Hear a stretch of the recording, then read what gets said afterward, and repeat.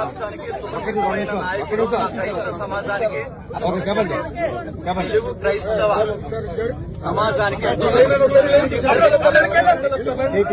ఆ విషయంలో మాకు అనుమానం ఉంది. ఆయన ఎందుకు అనుమానం అంటే రికార్డెడ్ గా యూట్యూబ్ లో ఆయన నాలుగు పోషిస్తానని, ఆయన కన్ను పీకేస్తానని ఎవరైతే మాట్లాడిన వీడియోలు ఇప్పటికీ యూట్యూబ్ లో వీడియోలు ఉన్నాయి.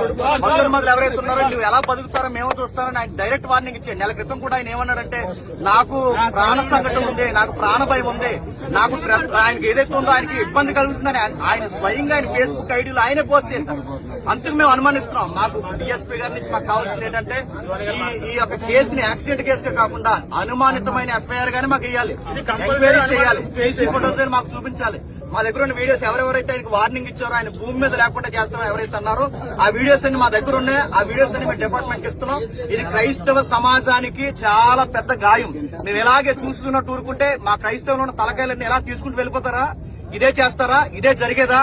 అంటే మేము మాట్లాడక మాకు భావప్రకటన లేదా? మా సబ్జెక్ట్ మేము మాట్లాడినందుకు ఇంత వార్నింగ్లు ఇచ్చి ఈరోజు మనుషులు లేకుండా చేస్తారా? ఇది మాకు అనుమానం. మా అనుమానాలు తీరాలి. దీనికి డిపార్ట్మెంటే న్యాయం చేయాలి.